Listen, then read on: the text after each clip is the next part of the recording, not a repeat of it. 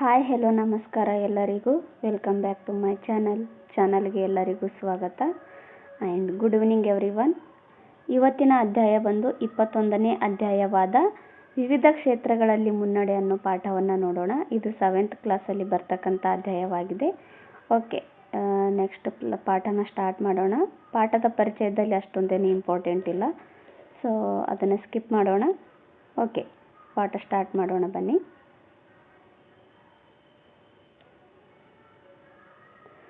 ಸಮೂಹ ಮಾಧ್ಯಮಗಳು ನಮ್ಮ ಕರ್ನಾಟಕದಲ್ಲಿ ನೋಡಿ ಪಾಠದ ಪರಿಚಯದಲ್ಲಿ ಕೊಟ್ಟಿದ್ದಾರೆ ಏನಂತ. ಈ ಸಾಮಾಜಿಕ ಆರ್ಥಿಕ ಅಭಿವೃದ್ಧಿ ಪ್ರಕ್ರಿಯೆಯಲ್ಲಿ ಸಮೂಹ ಮಾಧ್ಯಮಗಳ ಪಾತ್ರ ಹಿರಿದಾದುದಾಗಿದೆ ಅಂತ ಕೊಟ್ಟಿದ್ದಾರೆ. ಹಾಗಾಗಿ ಈ ಸಮೂಹ ಮಾಧ್ಯಮಗಳ ಬಗ್ಗೆ ಕೆಲವೊಂದಿಷ್ಟು ಇನ್ಫಾರ್ಮೇಷನ್ ತಿಳ್ಕೊಂಡ್ಬಿಡೋಣ. ಒಬ್ಬರಿಂದ ಮತ್ತೊಬ್ಬರಿಗೆ ಅಥವಾ ಒಂದು ಸ್ಥಳದಿಂದ ಮತ್ತೊಂದು ಸ್ಥಳಕ್ಕೆ ಸುದ್ದಿ ಅಥವಾ ವಿಷಯವನ್ನು ತಲುಪಿಸುವ ವಿಧಾನವನ್ನು ಸಂಪರ್ಕ ವ್ಯವಸ್ಥೆ ಅಂತ ಕರೆಯಲಾಗುತ್ತೆ. ಅಂದರೆ ಈಗ ನೋಡಿ, ಎಲ್ಲ ಸ್ಥಳದಲ್ಲೂ ಹೋಗಿ ನಾವು ಆ ಸ್ಥಳಕ್ಕೆ ಭೇಟಿ ಕೊಟ್ಟು ಆ ಸ್ಥಳದಲ್ಲಿ ಇರ್ತಕ್ಕಂಥ ಇನ್ಫಾರ್ಮೇಷನ್ ತಿಳ್ಕೊಳ್ಳೋದಕ್ಕಾಗೋದಿಲ್ಲ. ನಮ್ಮ ಮನೆಯಲ್ಲೇ ಇದ್ಕೊಂಡು ಒಂದೇ ಜಾಗದಲ್ಲಿ ಕೂತ್ಕೊಂಡು ಈ ಬೇರೆ ಕಡೆಗೆಲ್ಲ ಏನೇನು ಆಗ್ತಾ ಇದೆ ಅಂತ ನಾವು ತಿಳ್ಕೊಳ್ಳೋದಕ್ಕೆ ಈ ಸಂಪರ್ಕ ಅಂತ ಕರೀತಾರೆ. ಅಂದರೆ ಒಂದು ಸ್ಥಳದಿಂದ ಮತ್ತೊಂದು ಸ್ಥಳಕ್ಕೆ ಸುದ್ದಿ ಅಥವಾ ವಿಷಯವನ್ನು ತಲುಪಿಸ್ತದಲ್ಲ, ಆ ವಿಧಾನವನ್ನು ಸಂಪರ್ಕ ವ್ಯವಸ್ಥೆ ಅಂತ ಕರಿತೀವಿ. ವಿವಿಧ ಕಾಲಘಟ್ಟಗಳಲ್ಲಿ ಬೇರೆ ಬೇರೆ ಬಗೆಯ ಸಂಪರ್ಕ ಮಾಧ್ಯಮಗಳನ್ನು ನಮ್ಮ ಹಿರಿಯರು ಬಳಸ್ತಾ ಇದ್ರು. ಉದಾಹರಣೆಗೆ ಪ್ರಾಚೀನ ಕಾಲದಲ್ಲಿ ಪಾರಿವಾಳನ ಬಳಸ್ತಾ ಇದ್ರು, ಒಂಟೆನ ಮುಂತಾದ ಪ್ರಾಣಿ ಪಕ್ಷಿಗಳನ್ನು ಬಳಸ್ತಾ ಇದ್ರು. ಇವು ಸಂಪರ್ಕ ಮಾಧ್ಯಮವನ್ನಾಗಿ ಬಳಸಲಾಗ್ತಾ ಇತ್ತು. ಆಧುನಿಕ ಕಾಲಕ್ಕೆ ಬಂದಾಗ ಸಂಪರ್ಕ ವ್ಯವಸ್ಥೆಯಲ್ಲಿ ಕ್ರಾಂತಿಕಾರಕ ಬದಲಾವಣೆಗಳು ಉಂಟಾಗಿದ್ದಾವೆ. ಈ ಕ್ರಾಂತಿಯು ಪಾಶ್ಚಿಮಾತ್ಯ ದೇಶಗಳಿಂದ ಭಾರತಕ್ಕೆ ಬಳುವಳಿಯಾಗಿ ಬಂತು. ಯಾವ ದೇಶಗಳಿಂದ? ಪಾಶ್ಚಿಮಾತ್ಯ ದೇಶಗಳಿಂದ ಭಾರತಕ್ಕೆ ಬಳುವಳಿಯಾಗಿ ಬರ್ತವೆ. ಅಂಚೆ ಮತ್ತು ತಂತಿ ವ್ಯವಸ್ಥೆ 20ನೇ ಶತಮಾನದ ಕೊನೆಯವರೆಗೂ ಬಹುವಾಗಿ ಬಳಕೆಯಾಗುತ್ತಿದ್ದ ಸಂಪರ್ಕ ಮಾಧ್ಯಮವಾಗಿತ್ತು. ಯಾವುದು? ಅಂಚೆ ಮತ್ತು ತಂತಿ. ಇಂದು ರೇಡಿಯೋ, ದೂರದರ್ಶನ, ಮೊಬೈಲ್, ಅಂತರ್ಜಾಲ ಮುಂತಾದ ಸಂಪರ್ಕ ಮಾಧ್ಯಮಗಳು ಬಹುತೇಕ ಎಲ್ಲ ಸಮುದಾಯಗಳನ್ನು ತಲುಪಿವೆ. ಇವುಗಳನ್ನು ಬಿಟ್ಟು ಜನರು ಬದುಕುವುದನ್ನು ಊಹಿಸಿಕೊಳ್ಳುವುದು ಕಷ್ಟ. ನೋಡಿ, ಏನು ಟಿವಿ ಇರಬಹುದು, ಇದೆ ಫೋನ್ ಇರುತ್ತಲ್ಲ, ಫೋನು, ಇಂಥ ಎಲ್ಲ ವಸ್ತುಗಳನ್ನು ಬಿಟ್ಟು ಬದುಕೋದಿಕ್ಕೆ ಆಗೋದಿಲ್ಲ. ಅವೇನಾಗಿದ್ದಾವೆ? ಮನುಷ್ಯರ ಅವಿಭಾಜ್ಯ ಅಂಗವಾಗಿ ಮಾರ್ಪಟ್ಟಿದ್ದಾವೆ. ಹಾಗಾಗಿ ಯಾವನ್ನು ಸಹ ಬಿಟ್ಟು ಬದುಕೋದಕ್ಕೆ ಆಗೋದಿಲ್ಲ ಅನ್ನೋ ಪರಿಸ್ಥಿತಿ ಉಂಟಾಗಿದೆ. ಓಕೆ, ಸಮೂಹ ಮಾಧ್ಯಮಗಳನ್ನು ಪ್ರಮುಖವಾಗಿ 3 ಗುಂಪುಗಳಾಗಿ ವಿಂಗಡಿಸಿದ್ದಾರೆ. ಅವೆಂದರೆ ಮುದ್ರಣ ಮಾಧ್ಯಮ, ವಿದ್ಯುನ್ಮಾನ ಮಾಧ್ಯಮ, ಮನರಂಜನಾ ಮಾಧ್ಯಮ ಅಂತೇಳಿ. ಮುದ್ರಣ ಮಾಧ್ಯಮವನ್ನು ನೋಡೋಣ. ಇಂದು ಮುದ್ರಣ ಮಾಧ್ಯಮದಲ್ಲಿ ಇಂಗ್ಲಿಷ್ ಮತ್ತು ಇತರ ಪ್ರಾದೇಶಿಕ ಭಾಷೆಗಳಲ್ಲಿ ಅಸಂಖ್ಯಾತ ಪತ್ರಿಕೆಗಳು ಪ್ರಕಟವಾಗ್ತಾ ಇದ್ದಾವೆ. ದಿನಪತ್ರಿಕೆಗಳು ಅಂದಂದಿನ ಚರಿತ್ರೆಯ ದಾಖಲೆಗಳೆಂದು ಪರಿಗಣಿಸಲಾಗಿದೆ. ಅಂದರೆ ದಿನಪತ್ರಿಕೆಗಳೇನು ಮಾಡ್ತವೆ? ಈ ಪ್ರೆಸೆಂಟ್ ನೆನ್ನೆ ನಡೆದಿರ್ತಕ್ಕಂಥ ಎಲ್ಲ ವಿಷಯಗಳನ್ನು ದಿನಪತ್ರಿಕೆಗಳಲ್ಲಿ ಪ್ರಕಟ ಮಾಡ್ತಾರೆ. ಅದನ್ನು ನಾವು ಇವತ್ತು ಓದ್ತೀವಿ. ಈ ಥರ ಒಂದೊಂದು ದಿನದ್ದು ಎಲ್ಲ ಇನ್ಫಾರ್ಮೇಷನ್ನ ಕೊಡ್ತಾರೆ.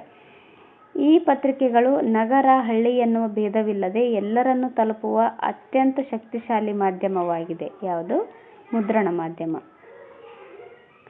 ಕನ್ನಡದಲ್ಲಿ ಪ್ರಕಟವಾದ ಮೊಟ್ಟ ಮೊದಲ ಪತ್ರಿಕೆ ಅಂದರೆ ಮಂಗಳೂರು ಸಮಾಚಾರ ಅಂತ ಬರುತ್ತೆ. ನೋಡಿ, ಇದು ಹಿಂದೆ ಎಕ್ಸಾಮ್ಗಳಲ್ಲಿ ಸಾಕಷ್ಟು ಸಾರಿ ಕೇಳಿದ್ದಾರೆ. ಕನ್ನಡದ ಮೊಟ್ಟ ಮೊದಲ ಪತ್ರಿಕೆ ಯಾವುದು ಅಂತ. ಮಂಗಳೂರು ಸಮಾಚಾರ. ನೋಡಿ, ಈ ಮಂಗಳೂರು ಸಮಾಚಾರ ಪತ್ರಿಕೆಗಳಲ್ಲಿ ದಿನಪತ್ರಿಕೆ, ವಾರಪತ್ರಿಕೆ, ಪಾಕ್ಷಿಕ ಪತ್ರಿಕೆ, ಮಾಸಿಕ ಪತ್ರಿಕೆ, ಅರ್ಧವಾರ್ಷಿಕ, ವಾರ್ಷಿಕ ಪತ್ರಿಕೆಗಳಂತ ಇದ್ವು. ಓಕೆ, ನೆಕ್ಸ್ಟು ವಿದ್ಯುನ್ಮಾನ ಮಾಧ್ಯಮವನ್ನು ನೋಡೋಣ. 20ನೇ ಶತಮಾನದ ಕೊನೆಯ ಭಾಗದಲ್ಲಿ ವಿದ್ಯುನ್ಮಾನ ಕ್ರಾಂತಿ ಆರಂಭವಾಯಿತು. ದೂರದರ್ಶನ ಜನರ ಪ್ರಮುಖ ಆಕರ್ಷಣೆಯಾಯಿತು. ದೂರದರ್ಶನ ಅಂತಂದರೆ ಜನರು ನೋಡಿ, ಒಬ್ಬರು ಆ್ಯಂಕರಿಂಗ್ ಮಾಡೋರು ಇರ್ತಾರಲ್ಲ, ಅವ್ರೇನು ಮಾಡ್ತಾರೆ? ಕೂತ್ಕೊಂಡು ಈ ಆಗು ಹೋಗಿರ್ತಕ್ಕಂಥ ಎಲ್ಲ ಚಟುವಟಿಕೆಗಳನ್ನು ಓದಿ ಹೇಳ್ತಾ ಇರ್ತಾರೆ. ಆಗೇನಾಗುತ್ತೆ? ನೇರವಾಗಿ ಜನರ ಜೊತೆ ಮಾತಾಡ್ದಂಗೆ ಆಗುತ್ತಲ್ಲ, ಅದು ಜನರಿಗೆ ಮುಂದೆ ಕೂತ್ಕೊಂಡು ಮುಂದೆ ಕೂಡಿಸಿ ಹೇಳ್ತಾ ಇರೋ ಥರ ಆಗುತ್ತೆ. ಅದೇನಾಗುತ್ತೆ? ಜನರಿಗೆ ಆಕರ್ಷಣೆಯಾಗುತ್ತೆ. ಈ ಮಾಧ್ಯಮವು ಅವಶ್ಯಕ ಮಾಹಿತಿಗಳ ಜೊತೆಗೆ ಬೃಹತ್ ಮನರಂಜನೆಯನ್ನು ಒದಗಿಸುತ್ತದೆ. ಇದೇನು ಮಾಹಿತಿಯನ್ನು ಮಾತ್ರ ಅಲ್ಲ, ಮನೋರಂಜನೆ ಕೂಡ ಒದಗಿಸ್ತಾ ಇತ್ತು. ಇಲ್ಲಿ ಕೆಲವೊಂದಿಷ್ಟು ಕಾರ್ಯಕ್ರಮಗಳು, ಮನೋರಂಜನಾ ಕಾರ್ಯಕ್ರಮಗಳು ಬರ್ತಾ ಇದ್ವು.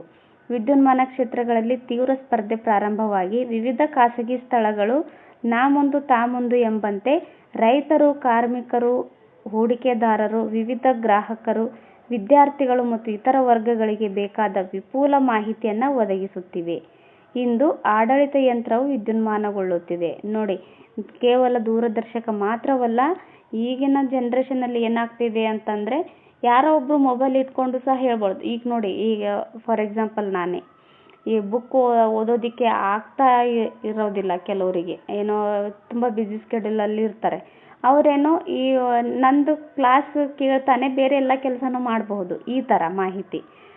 ಮತ್ತು ಏನೋ ಒಂದು ನ್ಯೂಸ್ ಹೇಳ್ತಾ ಇರ್ತಾರೆ, ಮೊಬೈಲಲ್ಲೂ ಸಹ ನೋಡಬಹುದು.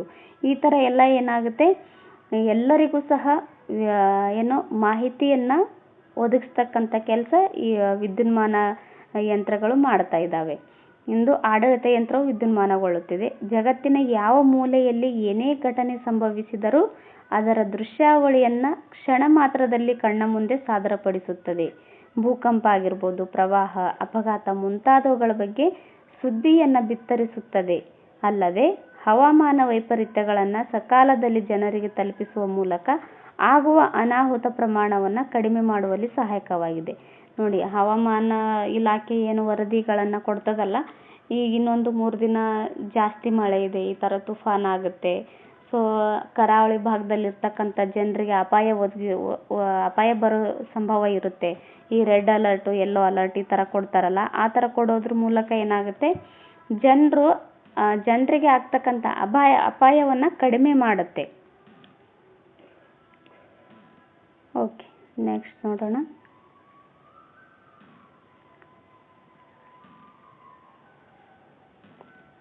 ದೂರದರ್ಶನವಲ್ಲದೆ ಇನ್ನಿತರ ಪ್ರಭಾವಿ ವಿದ್ಯುನ್ಮಾನ ಮಾಧ್ಯಮಗಳೆಂದರೆ ರೇಡಿಯೋ, ಮೊಬೈಲ್, ಅಂತರ್ಜಾಲ.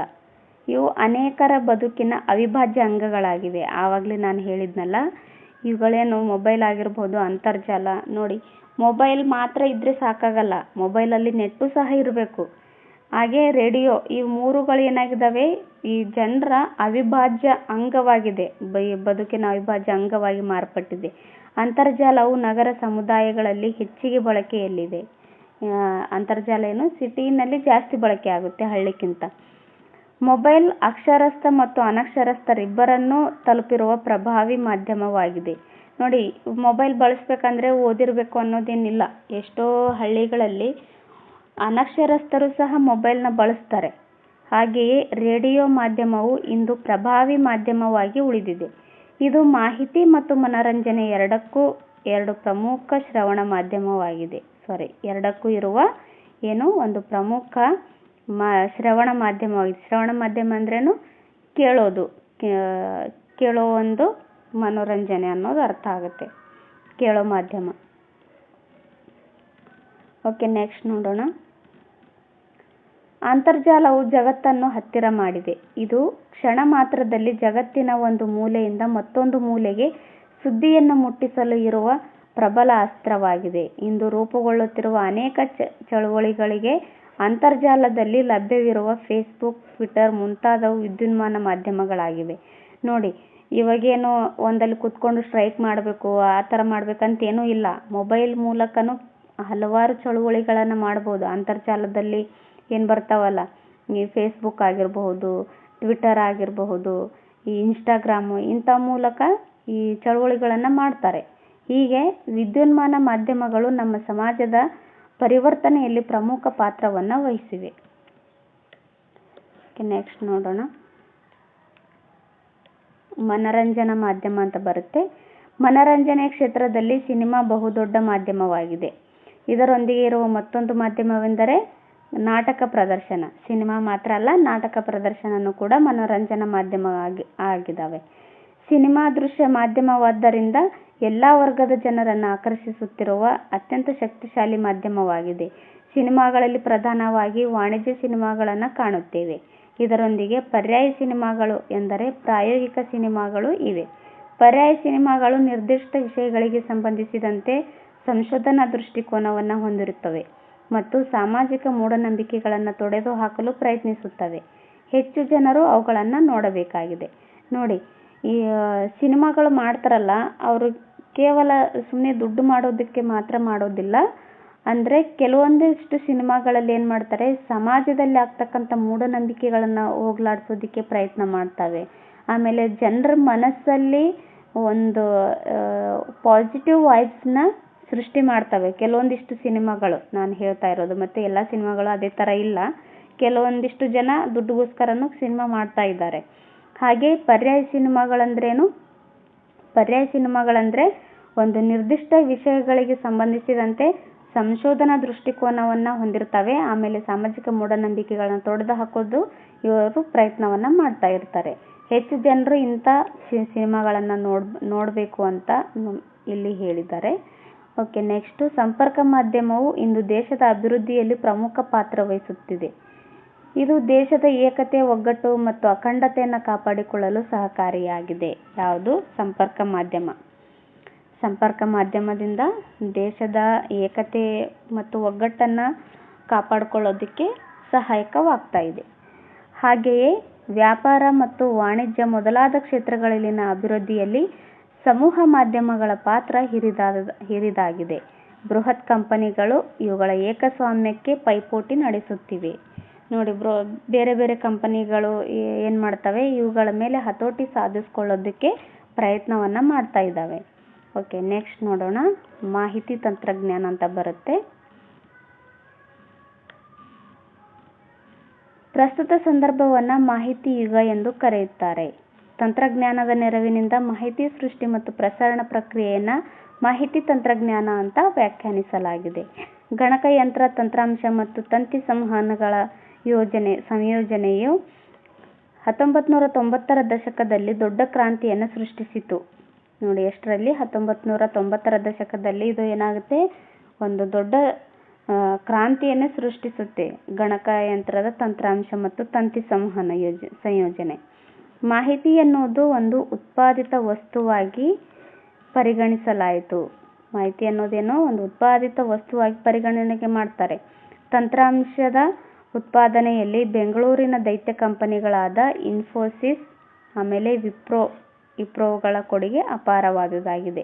ಬೆಂಗಳೂರನ್ನು ಭಾರತದ ಸಿಲಿಕಾನ್ ಕಣಿವೆ ಎಂದು ಕರೆಯಲಾಗಿದೆ. ಇನ್ಫೋಸಿಸ್ ಮತ್ತು ವಿಪ್ರೋಗಳೇನು ತಂತ್ರಾಂಶ ಉತ್ಪಾದನೆಯಲ್ಲಿ ಬೆಂಗಳೂರಿನ ದೈತ್ಯ ಕಂಪನಿಗಳಾಗಿದ್ದಾವೆ ಇವೆರಡು. ಇವು ಆಮೇಲೆ ಬೆಂಗಳೂರನ್ನು ಭಾರತದ ಸಿಲಿಕಾನ್ ಕಣಿವೆ ಅಂತಲೂ ಸಹ ಕರೀತಾರೆ. ಕರ್ನಾಟಕ ಸರ್ಕಾರವು 1997ರಲ್ಲಿ ಮಾಹಿತಿ ತಂತ್ರಜ್ಞಾನ ಕುರಿತ ಹೊಸ ಯೋಜನೆಯನ್ನು ಸಿದ್ಧಪಡಿಸಿತು. ಎಷ್ಟರಲ್ಲಿ? 1997ರಲ್ಲಿ. ನೆನಪಲ್ಲಿರಲಿ ಇದು. ಕರ್ನಾಟಕ ಸರ್ಕಾರ ಮಾಹಿತಿ ತಂತ್ರಜ್ಞಾನದ ಕುರಿತು ಒಂದು ಹೊಸ ಯೋಜನೆಯನ್ನು ಸಿದ್ಧಪಡಿಸುತ್ತೆ. ಹೊಸ ಕಾಯ್ದೆಯನ್ನು ಜಾರಿಗೊಳಿಸುತ್ತದೆ. ಆಮೇಲೆ ಮಾಹಿತಿ ತಂತ್ರಜ್ಞಾನದ ಬಳಕೆಯಿಂದ ಕೈಗಾರಿಕೆ, ವ್ಯವಸಾಯ, ವ್ಯಾಪಾರ, ವಾಣಿಜ್ಯ, ಶಿಕ್ಷಣ, ಆರೋಗ್ಯ, ಕನ್ನಡ ಭಾಷೆ ಬೆಳವಣಿಗೆ, ಆಡಳಿತ ಮುಂತಾದ ಕ್ಷೇತ್ರಗಳಿಗೆ ಹೊಸ ರೂಪವನ್ನು ಕೊಡುವ ಪ್ರಯತ್ನವನ್ನು ಮಾಡಲಾಯಿತು. ಈ ಕ್ರಾಂತಿಯಿಂದ ವಿವಿಧ ಕ್ಷೇತ್ರಗಳಲ್ಲಿ ಗಣನೀಯ ಪ್ರಮಾಣದ ಉದ್ಯೋಗ ಕೂಡ ಸೃಷ್ಟಿಯಾಗುತ್ತೆ. ಅಂತರ್ಜಾಲವು ಈ ಕ್ಷೇತ್ರದಲ್ಲಿ ಮಹತ್ವದ ಪಾತ್ರವನ್ನು ವಹಿಸಿದೆ. ನೋಡಿ ಎಷ್ಟೆಲ್ಲ ಚೇಂಜಸ್ ತಗೊಂಡು ಬರುತ್ತೆ ಅಂತ. ಈ ಕೈಗಾರಿಕೆ ಆಗಿರ್ಬೋದು, ವ್ಯವಸಾಯ, ವ್ಯಾಪಾರ, ವಾಣಿಜ್ಯ, ಶಿಕ್ಷಣ, ಆರೋಗ್ಯ, ಕನ್ನಡ ಭಾಷೆ ಬೆಳವಣಿಗೆ, ಆಡಳಿತ ಮುಂತಾದ ಕ್ಷೇತ್ರಗಳಲ್ಲಿ ಒಂದು ಹೊಸ ರೂಪ ಕೊಡೋದಕ್ಕೆ ಇದೇನಾಗುತ್ತೆ, ಪ್ರಯತ್ನವನ್ನು ಮಾಡಲಾಗುತ್ತೆ. ಓಕೆ, ನೆಕ್ಸ್ಟ್ ನೋಡೋಣ. ಮತ್ತೊಂದು ಮುಖ್ಯ ಬೆಳವಣಿಗೆ ಎಂದರೆ ಭಾರತ ಸರ್ಕಾರ ಮತ್ತು ಕರ್ನಾಟಕ ಸರ್ಕಾರಗಳು ಜಂಟಿಯಾಗಿ 2000ರಲ್ಲಿ ಸೈಬರ್ ಪಾರ್ಕಿನ ಯೋಜನೆಯನ್ನು ಪ್ರಾರಂಭಿಸಿತು. ಇದು ಇಂಪಾರ್ಟೆಂಟ್ ನೋಡಿ. ಭಾರತ ಸರ್ಕಾರ ಆಮೇಲೆ ಕರ್ನಾಟಕ ಸರ್ಕಾರ ಎರಡೂ ಸೇರಿಬಿಟ್ಟು ಏನು ಜಂಟಿಯಾಗಿ 2000 ಇಸ್ವಿನಲ್ಲಿ ಏನಾಗುತ್ತೆ, ಸೈಬರ್ ಪಾರ್ಕಿನ ಯೋಜನೆಯನ್ನು ಪ್ರಾರಂಭ ಮಾಡುತ್ತೆ. 7 ಕೇಂದ್ರಗಳಲ್ಲಿ u.com ಅನ್ನು ಸಮರ್ಪಕವಾಗಿ ಕಾರ್ಯರೂಪಕ್ಕೆ ತರಲಾಯಿತು. u.com ಅನ್ನು ಏನು ಮಾಡ್ತಾರೆ, ಸಮರ್ಪಕವಾಗಿ ಕಾರ್ಯರೂಪಕ್ಕೆ ತಗೊಂಡು ಬರ್ತಾರೆ. ಎಷ್ಟು? 7 ಕೇಂದ್ರಗಳಲ್ಲಿ. ಕನ್ನಡ ಭಾಷೆಯ ಅಭಿವೃದ್ಧಿಗೆ ಸಹಾಯಕವಾಗುವ ತಂತ್ರಾಂಶಕ್ಕೆ ಶಿಷ್ಟ ಸಂಕೇತವನ್ನು ಒದಗಿಸುವ ಕೀಲಿಮಣಿಯನ್ನು ಸೃಷ್ಟಿ ಮಾಡಲಾಯಿತು. ಶಿಷ್ಟ ಸಂಕೇತಗಳನ್ನು ಒದಗಿಸುವ ಕೀಲಿಮಣಿಯನ್ನು ಕೂಡ ಸೃಷ್ಟಿ ಮಾಡಲಾಗುತ್ತೆ. ಮಾಹಿತಿ ತಂತ್ರಜ್ಞಾನದಿಂದ ವಿವಿಧ ವರ್ಗಗಳ ಸಾಮಾಜಿಕ ಸಬಲೀಕರಣದ ಆಶಯವನ್ನು ರೂಪಿಸಲಾಗಿದೆ. ಇಡೀ ಜಗತ್ತು ಮಾಹಿತಿ ತಂತ್ರಜ್ಞಾನವನ್ನು ಅನಿವಾರ್ಯವಾಗಿ ಅವಲಂಬಿಸಲೇಬೇಕಾದ ಸಂದರ್ಭವನ್ನು ನಾವು ಇಂದು ಕಾಣುತ್ತಿದ್ದೇವೆ. ನೋಡಿ, ಇವತ್ತಿನ ಯುಗದಲ್ಲಿ ಏನಾಗಿದೆ, ಮಾಹಿತಿ ತಂತ್ರಜ್ಞಾನದ ಸಂಪರ್ಕ ಇಲ್ಲದೆ ಅದನ್ನು ಉಪಯೋಗ ಮಾಡಿಕೊಳ್ಳಾರ್ದೇನೆ ಇರೋದಕ್ಕೆ ಸಾಧ್ಯ ಇಲ್ಲ. ಒಂದಲ್ಲ ಒಂದು ರೀತಿಯಲ್ಲಿ ನಾವು ಅದನ್ನು ಉಪಯೋಗ ಮಾಡಿಕೊಳ್ಳೇಬೇಕು ಅನ್ನೋ ಪರಿಸ್ಥಿತಿ ಇದೆ. ಓಕೆ, ನೆಕ್ಸ್ಟ್ ನೋಡೋಣ.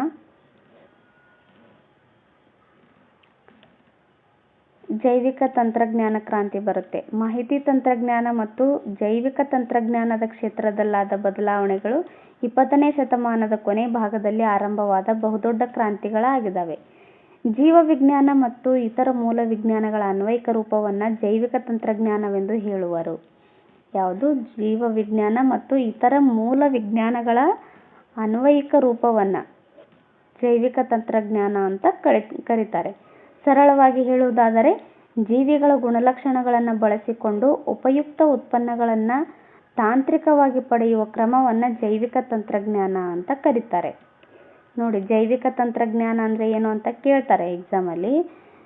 ಜೈವಿಕ ತಂತ್ರಜ್ಞಾನ ಅಂದರೆ ಜೀವಿಗಳ ಗುಣಲಕ್ಷಣಗಳನ್ನು ಬಳಸಿಕೊಂಡು ಉಪಯುಕ್ತ ಉತ್ಪನ್ನಗಳನ್ನು ತಾಂತ್ರಿಕವಾಗಿ ಪಡೆಯುವ ಕ್ರಮವನ್ನು ಜೈವಿಕ ತಂತ್ರಜ್ಞಾನ ಅಂತ ಕರೀತಾರೆ. ಓಕೆ, ನೆಕ್ಸ್ಟ್ ನೋಡೋಣ. ಇತ್ತೀಚಿನ ದಶಕಗಳಲ್ಲಿ ಕರ್ನಾಟಕ ಒಂದು ಪ್ರಮುಖ ಜೈವಿಕ ತಂತ್ರಜ್ಞಾನದ ಕ್ಷೇತ್ರವಾಗಿದೆ. ಯಾವುದು? ಕರ್ನಾಟಕ.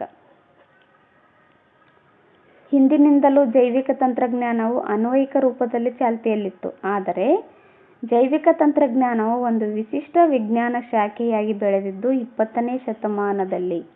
ಈ ಜೈವಿಕ ತಂತ್ರಜ್ಞಾನ 20ನೇ ಶತಮಾನಕ್ಕಿಂತ ಮುಂಚೆ ಏನಾಗಿತ್ತು? ಒಂದು ಅನ್ವಯಿಕ ರೂಪದಲ್ಲಿ ಚಾಲ್ತಿಯಲ್ಲಿತ್ತು. ಆದರೆ 20ನೇ ಶತಮಾನದಲ್ಲಿ ಇದೇನಾಗುತ್ತೆ? ಜೈವಿಕ ತಂತ್ರಜ್ಞಾನ ಒಂದು ವಿಶಿಷ್ಟ ವಿಜ್ಞಾನ ಶಾಖೆಯಾಗಿ ಬೆಳೆಯುತ್ತೆ. ಜೈವಿಕ ತಂತ್ರಜ್ಞಾನವು ವಿವಿಧ ಶಾಖೆಗಳಲ್ಲಿ ಮೈದಳೆಯುತ್ತಿದೆ. ಅವುಗಳೆಂದರೆ ತಳಿ ತಂತ್ರಜ್ಞಾನ ಆಗಿರಬಹುದು, DNA ಆಗಿರಬಹುದು, ಬೆರಳಚ್ಚು ತಂತ್ರಜ್ಞಾನ, DNA ಫಿಂಗರ್ ಪ್ರಿಂಟ್ ಅಂತ ಕರೀತಾರೆ. ಓಕೆ, ನೆಕ್ಸ್ಟು ಅಂಗಾಂಶ ಕೃಷಿ, ತದ್ರೂಪಿ ಸೃಷ್ಟಿ ಮುಂತಾದವುಗಳಲ್ಲಿ ಇದೇನಾಗಿದೆ? ಬಳಕೆಗೆ ಬರ್ತಾ ಇದೆ. 1997ರಲ್ಲಿ ವಿಲ್ಮಟ್ ಎಂಬ ವಿಜ್ಞಾನಿಯು ಪ್ರಪಂಚದ ಮೊಟ್ಟ ಮೊದಲ ತದ್ರೂಪಿ ಪ್ರಾಣಿ ಕುರಿಯೊಂದನ್ನು ಅಂದರೆ ಡಾಲಿಯನ್ನು ಸೃಷ್ಟಿಸಿದನು. ಆನಂತರ ಅನೇಕ ತದ್ರೂಪಿಗಳು ಸೃಷ್ಟಿಯಾದವು. ನೋಡಿ, ಪ್ರಪಂಚದಲ್ಲೇ ಒಂದು ತದ್ರೂಪಿ ಪ್ರಾಣಿಯನ್ನು ಸೃಷ್ಟಿ ಮಾಡಿದ್ದಾರೆ ಅಂತಂದರೆ ಅದು ಯಾರು ಅಂತ ಕೇಳ್ತಾರೆ ಎಕ್ಸಾಮಲ್ಲಿ. ಅದು ವಿಲ್ಮಟ್ ಎಂಬ ವಿಜ್ಞಾನಿ ಈ ಪ್ರಾಣಿನ ಸೃಷ್ಟಿ ಮಾಡ್ತಾನೆ. ಎಷ್ಟರಲ್ಲಿ? 1997ರಲ್ಲಿ.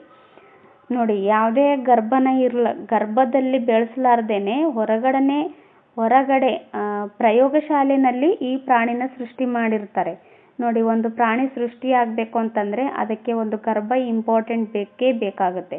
ಬಟ್ ಇವರೇನು ಗರ್ಭನೇ ಇರಲಾರ್ದೇನೆ ನಾವು ಒಂದು ಪ್ರಾಣಿನ ಸೃಷ್ಟಿ ಮಾಡಬಹುದು ಅಂತ ತೋರಿಸ್ಕೊಡ್ತಾರೆ ವಿಲ್ಮಟ್ ಎಂಬವರು.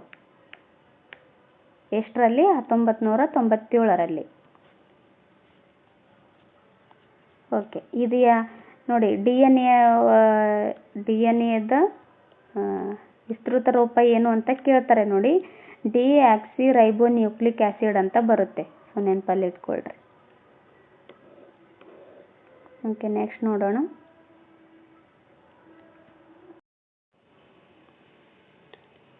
ಇಂದು ಇಂಧನ ಕೊರತೆ ಒಂದು ಗಂಭೀರ ಸಮಸ್ಯೆಯಾಗಿದೆ. ಒಂದು ಗಂಭೀರ ಸಮಸ್ಯೆಯಾಗಿದೆ. ಗಗನಕ್ಕೇರಿದ ಇಂಧನ ಬೆಲೆಯನ್ನು ಜನರಿಂದ ಭರಿಸಲಾಗುತ್ತಿಲ್ಲ. ಇದಕ್ಕೆ ಪರ್ಯಾಯವಾಗಿ ಜೈವಿಕ ಇಂಧನವನ್ನು ತಯಾರಿಸುವ ಸಂಶೋಧನಾ ಪ್ರಯತ್ನಗಳು ವಿಪುಲವಾಗಿ ನಡೀತಾನೆ ಇದ್ದಾವೆ.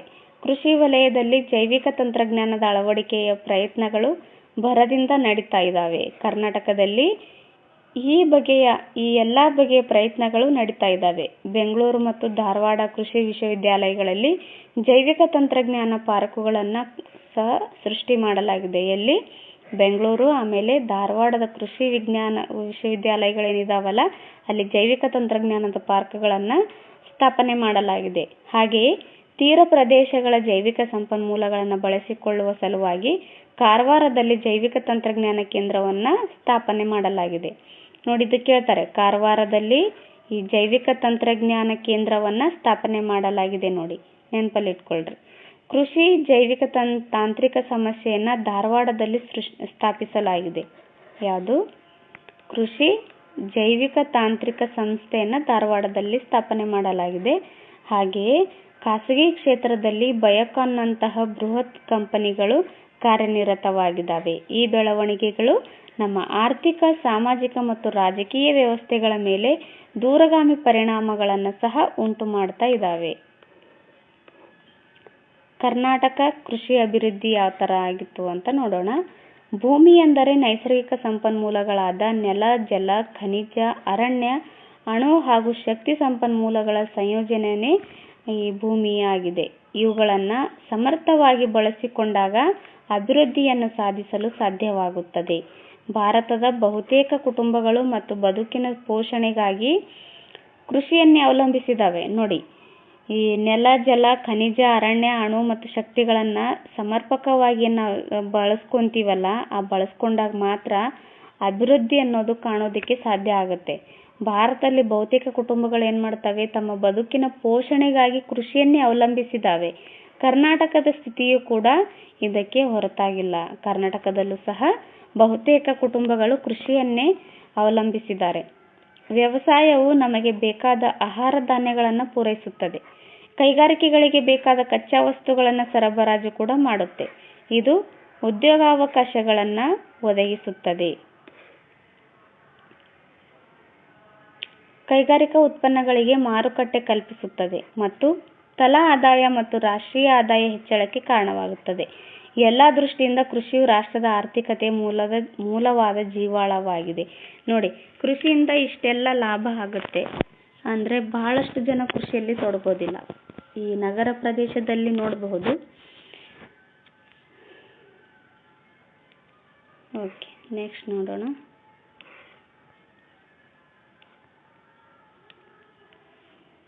ಕರ್ನಾಟಕ ರಾಜ್ಯದ ಒಟ್ಟು ವಿಸ್ತೀರ್ಣ ಎಷ್ಟಿದೆ? 1,91,791 ಚದುರ ಕಿಲೋಮೀಟರ್ ಆಗಿದೆ ಕರ್ನಾಟಕದ ಒಟ್ಟು ವಿಸ್ತೀರ್ಣ. ಭೂ ವಿಸ್ತೀರ್ಣದ ದೃಷ್ಟಿಯಿಂದ ಕರ್ನಾಟಕವು ಭಾರತದಲ್ಲಿ 8ನೇ ದೊಡ್ಡ ರಾಜ್ಯವಾಗಿದೆ. ನೋಡಿ, ಭೂ ವಿಸ್ತೀರ್ಣ ಅಂತ ಪರಿಗಣನೆಗೆ ತಗೊಂಡಾಗ ಭಾರತದಲ್ಲಿ ನಮ್ಮ ರಾಜ್ಯ ಎಷ್ಟನೇ ಸ್ಥಾನದಲ್ಲಿದೆ ಅಂತಂದಾಗ 8ನೇ ದೊಡ್ಡ ರಾಜ್ಯವಾಗಿದೆ ನಮ್ಮ ಕರ್ನಾಟಕ. ಭೂಮಿಯನ್ನು ಬೇರೆ ಬೇರೆ ಉದ್ದೇಶಗಳಿಗಾಗಿ ಉಪಯೋಗಿಸಲಾಗುತ್ತಿದೆ. ಕರ್ನಾಟಕವು ಸುಮಾರು 19 ಮಿಲಿಯನ್ ಅಂದರೆ 190.50 ಲಕ್ಷ ಹೆಕ್ಟೇರ್ಗಳಷ್ಟು ಭೂಮಿಯನ್ನು ಹೊಂದಿದೆ. ಆದರೆ ಇದರಲ್ಲಿ ಸುಮಾರು 11 ಮಿಲಿಯನ್ ಹೆಕ್ಟೇರ್ ಪ್ರದೇಶ ಮಾತ್ರ ಸಾಗುವಳಿಗೆ ಯೋಗ್ಯವಾಗಿದೆ. ನೋಡಿ, 19 ಮಿಲಿಯನ್ ಹೆಕ್ಟೇರ್ಗಳಷ್ಟು ಭೂಮಿ ನಮ್ಮಲ್ಲಿದ್ದರೆ ಅದರಲ್ಲಿ 11 ಮಿಲಿಯನ್ ಹೆಕ್ಟೇರ್ ಪ್ರದೇಶ ಮಾತ್ರ ಸಾಗುವಳಿಗೆ ಯೋಗ್ಯವಾಗಿದೆ. ಇನ್ನು ಉಳಿದ 8 ಮಿಲಿಯನ್ ಏನು ಪ್ರದೇಶ ಐತಲ್ಲ, ಅದು ಸಾಗುವಳಿಗೆ ಯೋಗ್ಯವಾಗಿಲ್ಲ ಅನ್ನೋದು ಇದರ ಅರ್ಥ. ಸಾಗುವಳಿಗೆ ಬಳಸಲು ಯೋಗ್ಯವಾದ ಪ್ರದೇಶವು ಒಟ್ಟು ಭೂಮಿಯ 58% ಅಂದರೆ 58% ಸಾಗುವಳಿಗೆ ಯೋಗ್ಯವಾಗಿದೆ ಅನ್ನೋದು ಇದರ ಅರ್ಥ. ಕೃಷಿಯೇತರ ಭೂಮಿ 13.23 ಮತ್ತು ಅರಣ್ಯ ಪ್ರದೇಶ 16.1 ಅರಣ್ಯ ಪ್ರದೇಶ ಎಷ್ಟಿದೆ? 16. ನಮ್ಮ ಕರ್ನಾಟಕದ ಅರಣ್ಯ ಪ್ರದೇಶ 16.1 ಆಮೇಲೆ ಕೃಷಿಯೇತರ ಭೂಮಿ ಎಷ್ಟಿದೆ? 13.23% ಇದೆ. ನೆಕ್ಸ್ಟ್, ಕೃಷಿ ಅಭಿವೃದ್ಧಿಗಾಗಿ ಕೈಗೊಂಡ ಕ್ರಮಗಳು. ನೀರಾವರಿ ವ್ಯವಸ್ಥೆ. ಕರ್ನಾಟಕದ ಕೃಷಿ ಉತ್ಪನ್ನಗಳ ಬೆಳವಣಿಗೆಗಾಗಿ ಅನೇಕ ನೀರಾವರಿ ಯೋಜನೆಗಳನ್ನು ಸರ್ಕಾರ ಕೈಗೊಂಡಿದೆ. ತುಂಗಭದ್ರಾ ಯೋಜನೆ ಆಗಿರಬಹುದು, ಕೃಷ್ಣಾ ಮೇಲ್ದಂಡೆ ಯೋಜನೆ ಆಗಿರಬಹುದು, ಭದ್ರಾ ಯೋಜನೆ, ಘಟಪ್ರಭಾ ಯೋಜನೆ, ಮಲಪ್ರಭಾ ಯೋಜನೆ, ಹೇಮಾವತಿ, ಹಾರಂಗಿ, ವಾಣಿ ವಿಲಾಸ, ಕಾರಂಜ ಇದು ಮಾಂಜರಾ ನದಿಗಿದೆ ಬೀದರಲ್ಲಿ, ವಾರಾಹಿ, ಬೆಣ್ಣೆತೊರೆ ಮತ್ತು ಹಿಪ್ಪರಗಿ ಮುಂತಾದ ಪ್ರಮುಖ ಯೋಜನೆಗಳು ಈ ನೀರಾವರಿ ವ್ಯವಸ್ಥೆ ಕಲ್ಪಿಸುವ ಯೋಜನೆಗಳಾಗಿದ್ದಾವೆ.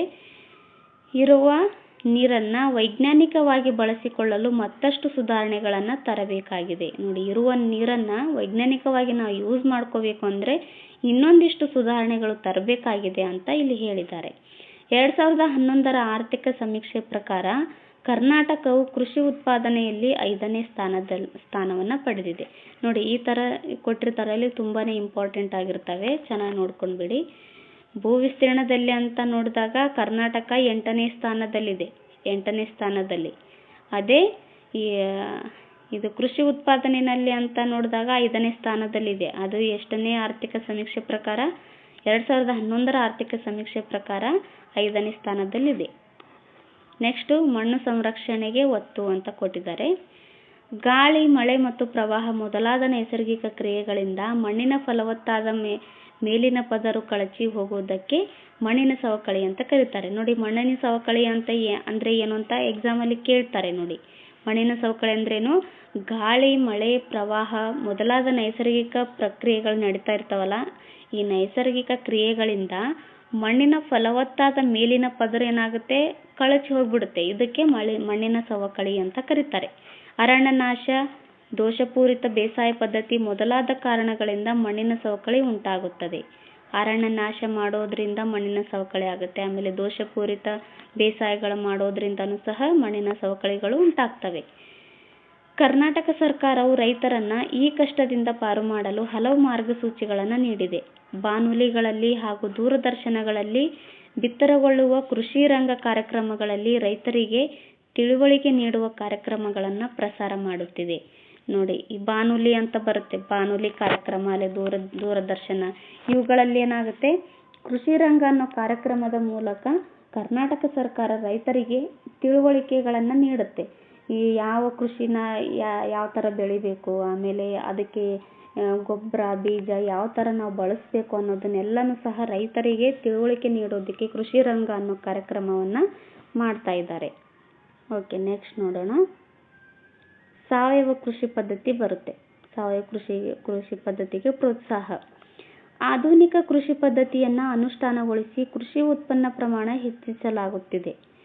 ರಾಸಾಯನಿಕ ಗೊಬ್ಬರ ಮತ್ತು ಕೀಟನಾಶಕಗಳ ಅತಿಯಾದ ಬಳಕೆಯಿಂದ ಉಂಟಾಗುವ ದುಷ್ಪರಿಣಾಮಗಳನ್ನು ಜನರು ಮನಗಂಡಿದ್ದಾರೆ. ಇತ್ತೀಚೆಗೆ ನಡೆದ ಪರಿಸರ ಸಂರಕ್ಷಣಾ ಚಳವಳಿಗಳು ಸರ್ಕಾರದ ಕಣ್ಣು ತೆರೆಸುವ ಪ್ರಯತ್ನವನ್ನ ಮಾಡಿದವೆ. ಸಾವಯವ ಗೊಬ್ಬರಗಳ ಬಳಕೆಗೆ ಹೆಚ್ಚಿನ ಪ್ರೋತ್ಸಾಹ ನೀಡಲು ಸರ್ಕಾರ ಕ್ರಮ ಕೈಗೊಂಡಿದೆ. ನೋಡಿ, ಈ ಆಧುನಿಕ ಕೃಷಿ ಪದ್ಧತಿನಲ್ಲಿ ಹೆಚ್ಚಾಗಿ ರಾಸಾಯನಿಕ ಗೊಬ್ಬರಗಳನ್ನು ಬಳಸೋದ್ರಿಂದ ಏನಾಗುತ್ತೆ? ಕೃಷಿ ಉತ್ಪನ್ನಗಳ ಪ್ರಮಾಣ ಹೆಚ್ಚಾಗುತ್ತೆ. ಇದರಿಂದಾಗಿ ರಾಸಾಯನಿಕ ಗೊಬ್ಬರಗಳು, ಕೀಟನಾಶಕಗಳು ಅತಿಯಾಗಿ ಬಳಸ್ತಾರೆ. ಇವುಗಳು ಅತಿಯಾಗಿ ಬಳಸೋದ್ರಿಂದ ಆರೋಗ್ಯದ ಮೇಲೆ ಯಾವ ರೀತಿಯಾದ ದುಷ್ಪರಿಣಾಮಗಳು ಬೀಳ್ತವೆ ಅನ್ನೋದು ಜನರು ಮನಗಂಡಿದ್ದಾರೆ. ಇದರಿಂದ ಇತ್ತೀಚೆಗೆ ಪರಿಸರ ಸಂರಕ್ಷಣಾ ಚಳವಳಿಗಳು ಮಾಡೋರು ಏನು ಮಾಡ್ತಾರೆ? ಸರ್ಕಾರದ ಕಣ್ಣು ತೆರೆಸುವ ಪ್ರಯತ್ನವನ್ನು ಮಾಡಿ ಸಾವಯವ ಗೊಬ್ಬರ ಬಳಕೆ ಮಾಡೋದಕ್ಕೆ ಪ್ರೋತ್ಸಾಹವನ್ನು ಕೂಡ ಮಾಡ್ತಾ ಇದ್ದಾರೆ. ನೋಡಿ, ಇಲ್ಲಿದೆ ನೋಡಿ, ಸಾವಯವ ಕೃಷಿ ಪದ್ಧತಿಯ ಹೊಲ. ಸಾವಯವ ಕೃಷಿ ಪದ್ಧತಿ ಮೂಲಕ ಈ ಥರ ಬೆಳೆದಿದ್ದಾರೆ.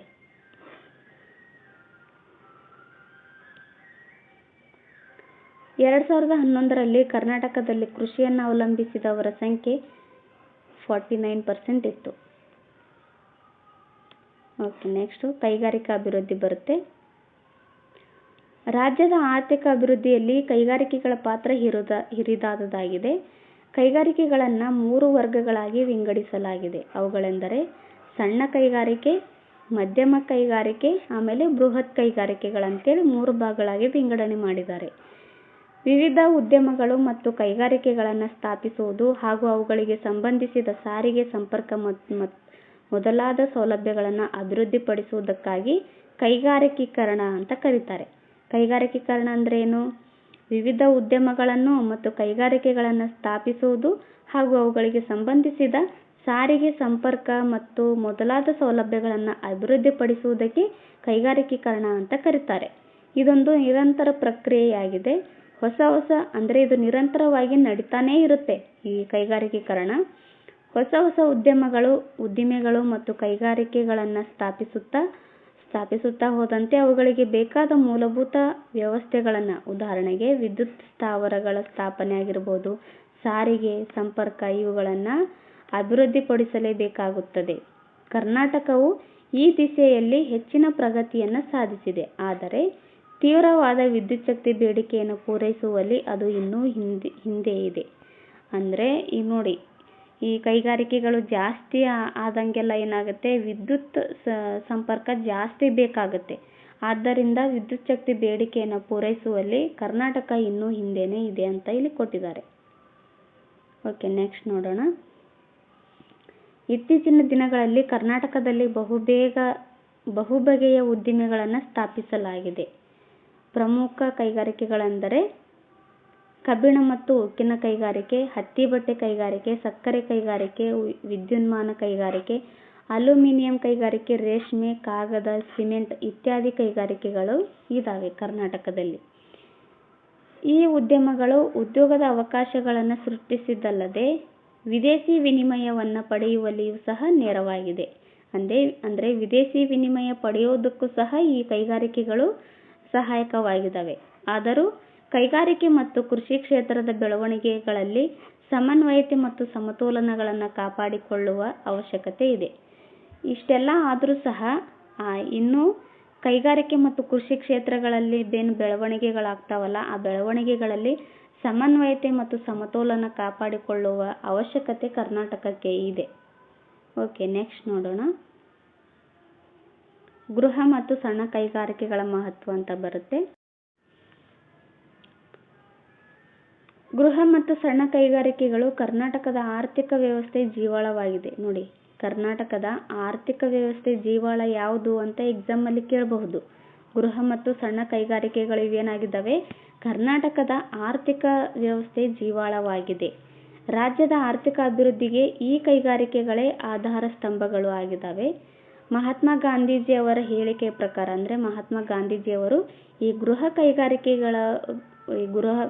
ಗೃಹ ಕೈಗಾರಿಕೆ ಬಗ್ಗೆ ಒಂದು ಹೇಳಿಕೆಯನ್ನು ನೀಡಿದ್ದಾರೆ. ಗೃಹ ಕೈಗಾರಿಕೆಗಳೇ ದೇಶವನ್ನು ಪ್ರಗತಿ ಪಥದತ್ತ ಕೊಂಡೊಯ್ಯುವ ದೀವಟಿಕೆಗಳು ಅಂತ ಗಾಂಧೀಜಿಯವರು ಹೇಳಿದ್ದಾರೆ. ನೋಡಿ, ಮಹಾತ್ಮ ಗಾಂಧೀಜಿಯವರು.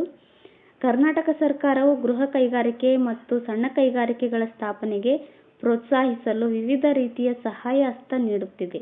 ಇದಕ್ಕಾಗಿ ಅನೇಕ ನಿಗಮಗಳನ್ನು ಸ್ಥಾಪಿಸಿದೆ. ನೋಡಿ, ಗೃಹ ಕೈಗಾರಿಕೆಗಳಿಗೆ ಉತ್ತೇಜನ ನೀಡುವ ಸಲುವಾಗಿ ಕರ್ನಾಟಕ ಸರ್ಕಾರ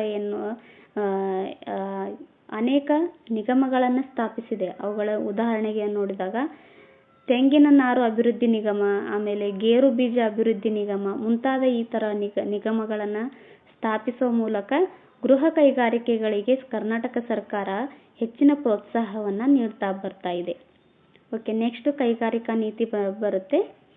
ಸಾರ್ವಜನಿಕ ಹಾಗೂ ಖಾಸಗಿ ರಂಗಗಳಲ್ಲಿ ಕೈಗಾರಿಕೆಗಳ ಸ್ಥಾಪನೆ, ಬಂಡವಾಳ ಹೂಡುವಿಕೆ,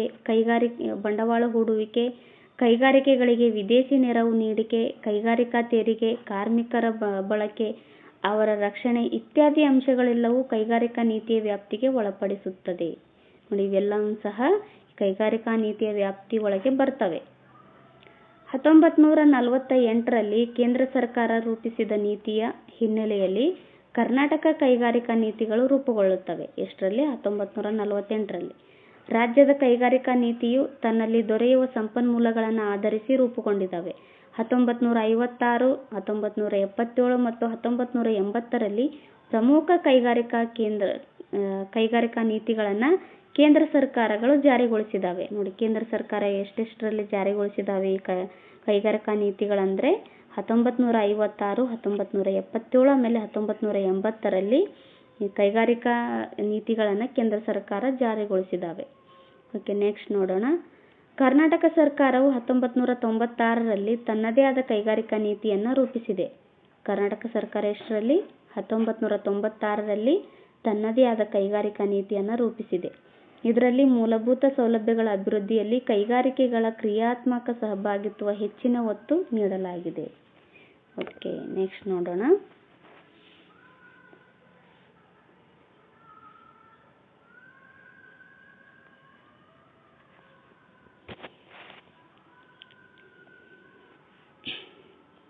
ಕೈಗಾರಿಕಾ ಉದ್ಯಾನ ಅಂದರೆ ಇಂಡಸ್ಟ್ರಿಯಲ್ ಪಾರ್ಕ್ ಅಂತ ಕರೀತಾರೆ. ವಿಮಾನ ನಿಲ್ದಾಣ ಇತ್ಯಾದಿ ಮೂಲಸೌಕರ್ಯಗಳ ಸೃಷ್ಟಿಯ ಬಗ್ಗೆ ಅಂದಾಜು ಮಾಡಿ ಯೋಜನೆಯನ್ನು ರೂಪಿಸಲು ಸರ್ಕಾರವು ಕ್ರಮ ಕೈಗೊಂಡಿದೆ. ನಂತರ 2001ರಲ್ಲಿ ಹೊಸ ಕೈಗಾರಿಕಾ ನೀತಿಯನ್ನು ಜಾರಿಗೊಳಿಸಿ ಮಾರುಕಟ್ಟೆಗಳ ಬೆಳವಣಿಗೆಗೆ ಉತ್ತೇಜನ, ತಂತ್ರಜ್ಞಾನ ಕ್ಷೇತ್ರದ ಉದ್ದಿಮೆಗಳ ಉನ್ನತೀಕರಣ, ಕೃಷಿ, ತೋಟಗಾರಿಕೆ, ಪಶುಸಂಗೋಪನೆ, ಖನಿಜ ಮತ್ತು ಮಾನವ ಸಂಪನ್ಮೂಲ ಬೆಳವಣಿಗೆ ಮುಂತಾದ ಕ್ಷೇತ್ರಗಳಿಗೆ ಸರ್ಕಾರ ಉತ್ತೇಜನ ನೀಡಿತು. ನೋಡಿ, 2001ರಲ್ಲಿ ಹೊಸ ಕೈಗಾರಿಕಾ ನೀತಿಯನ್ನು ಜಾರಿಗೊಳಿಸುವ ಮೂಲಕ ಮಾರುಕಟ್ಟೆಗಳ ಬೆಳವಣಿಗೆಗೆ ಉತ್ತೇಜನ ನೀಡುತ್ತೆ. ಆಮೇಲೆ ತಂತ್ರಜ್ಞಾನ ಕ್ಷೇತ್ರದ ಉದ್ದಿಮೆಗಳ ಬಗ್ಗೆ ಈ ತಂತ್ರಜ್ಞಾನ ಕ್ಷೇತ್ರದ ಉದ್ದಿಮೆಗಳ ಉನ್ನತೀಕರಣಕ್ಕೆ ಹೆಚ್ಚಿನ ಪ್ರೋತ್ಸಾಹ ನೀಡುತ್ತೆ. ಆಮೇಲೆ ಕೃಷಿ ತೋಟಗಾರಿಕೆಗಳ ಬಗ್ಗೆ ಸ್ಥಾಪನೆ ಮಾಡುತ್ತೆ. ಪಶುಸಂಗೋಪನೆ, ಖನಿಜ ಹಾಗೂ ಮಾನವ ಸಂಪನ್ಮೂಲ ಬೆಳವಣಿಗೆಗೆ ಮುಂತಾದ ಕ್ಷೇತ್ರಗಳಿಗೆ ಏನು ಮಾಡುತ್ತೆ, ಕರ್ನಾಟಕ ಸರ್ಕಾರ ಉತ್ತೇಜನವನ್ನು ನೀಡುತ್ತೆ. ಪ್ರಸ್ತುತ ಕರ್ನಾಟಕ ಕೈಗಾರಿಕಾ ನೀತಿ 2020-25 ಜಾರಿಯಲ್ಲಿದೆ. 2020 ಮತ್ತು 2025 ಈ ಜಾರಿಯಲ್ಲಿದೆ. ಓಕೆ, ನೆಕ್ಸ್ಟ್ ನೋಡೋಣ.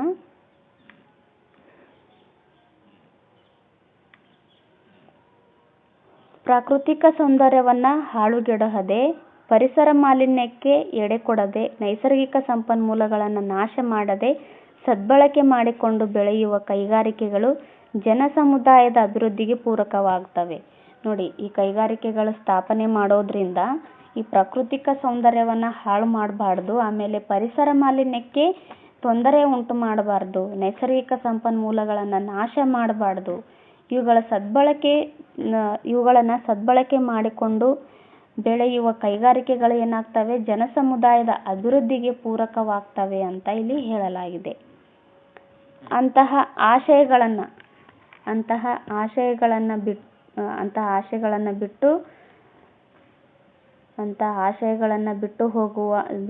ಆಗುವ ಎಲ್ಲ ಕೈಗಾರಿಕಾ ಬೆಳವಣಿಗೆಗಳು ಅಭಿವೃದ್ಧಿಗೆ ಮಾರಕವಾಗ್ತವೆ ಅಂತ ಹೇಳಿದ್ದಾರೆ. ನೋಡಿ, ಇಷ್ಟೆಲ್ಲ ಆಶಯಗಳನ್ನು ಇಟ್ಕೊಂಡು ಜನಸಮುದಾಯದ ಅಭಿವೃದ್ಧಿಗೆ ಪೂರಕವಾಗ್ತವೆ ಅಂತ ಹೇಳ್ತಾರೆ. ಬಟ್ ಅಂತಹ ಆಶಯಗಳನ್ನು ಬಿಟ್ಟು ಆಗುವ ಎಲ್ಲ ಕೈಗಾರಿಕೆಗಳ ಏನಾಗಿದ್ದಾವೆ, ಕೈಗಾರಿಕಾ ಬೆಳವಣಿಗೆಗಳು ಅಭಿವೃದ್ಧಿಗೆ ಮಾರಕವಾಗಿದ್ದಾವೆ ಅಂತ ಇಲ್ಲಿ ಕೊಟ್ಟಿದ್ದಾರೆ. ಕೈಗಾರಿಕೆಗಳ ಬೆಳವಣಿಗೆಗಳು ಮನುಷ್ಯನ ಬದುಕಿಗೆ ಮಾರಕವಾಗದೆ ಪೂರಕವಾಗಿರುವಂತೆ ನೋಡಿಕೊಳ್ಳುವುದು ನಮ್ಮ ಸರ್ಕಾರಗಳ ಹಾಗೂ ನಮ್ಮ ಕರ್ತವ್ಯವೂ ಕೂಡ ಆಗಿದೆ ಅಂತ ಇಲ್ಲಿ ಕೊಟ್ಟಿದ್ದಾರೆ. ಅದು ನಿಜನೇ, ಸರ್ಕಾರದ್ದು ಆಮೇಲೆ ನಮ್ಮ ಎಲ್ಲ ನಾಗರಿಕರು ಕರ್ತವ್ಯ ಇದಾಗಿದೆ. ಓಕೆ, ನೆಕ್ಸ್ಟ್ ನೋಡೋಣ. ಬಿಟ್ಟ ಸ್ಥಳಗಳನ್ನು ತುಂಬಿರಿ ಅಂತ ಕೊಟ್ಟಿದ್ದಾರೆ. ಬೆಂಗಳೂರನ್ನು ಭಾರತದ ಸಿಲಿಕಾನ್ ಕಣಿವೆ ಅಂತ ಕರೀತಾರೆ. ಏನು, ಸಿಲಿಕಾನ್ ಕಣಿವೆ ಅಂತ ಕರೀತಾರೆ. ನೆಕ್ಸ್ಟ್, ಪ್ರಪಂಚದಲ್ಲಿ ಮೊಟ್ಟ ಮೊದಲ ಜೈವಿಕ ತದ್ರೂಪಿ ಸೃಷ್ಟಿಯಾದ ಪ್ರಾಣಿ ಯಾವುದು ಅಂತ ಕೇಳಿದ್ದಾರೆ. ಡಾಲಿ ಎಂಬ ಕುರಿಯನ್ನು ಸೃಷ್ಟಿ ಮಾಡ್ತಾರೆ. ಓಕೆ, ನೆಕ್ಸ್ಟ್, ಗೃಹ ಕೈಗಾರಿಕೆಗಳೇ ದೇಶವನ್ನು ಪ್ರಗತಿ ಪಥದತ್ತ ಕೊಂಡೊಯ್ಯುವ ದೀವಟಿಕೆಗಳೆಂದು ಹೇಳಿದವರು ಯಾರು ಅಂತ ಕೇಳಿದ್ದಾರೆ. ಮಹಾತ್ಮ ಗಾಂಧೀಜಿಯವರು.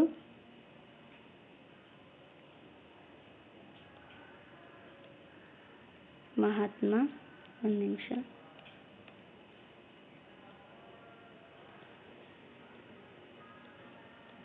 ಗಾಂಧೀಜಿ.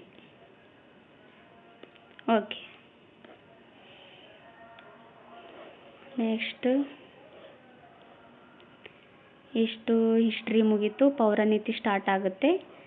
ಓಕೆ, ಇದಿಷ್ಟು ಇವತ್ತಿನ ಕ್ಲಾಸ್ ಆಗಿತ್ತು.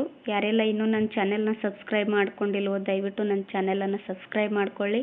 ಹಾಗೂ ಈ ಕ್ಲಾಸ್ ನಿಮಗೆ ಇಷ್ಟ ಆದರೆ ಒಂದು ಲೈಕ್ ಮಾಡಿ, ಕಮೆಂಟ್ ಮಾಡಿ ಮತ್ತು ನಿಮ್ಮ ಫ್ರೆಂಡ್ಸ್ಗಳ ಜೊತೆನೂ ಈ ವಿಡಿಯೋನ ಶೇರ್ ಮಾಡ್ಕೊಳ್ಳಿ.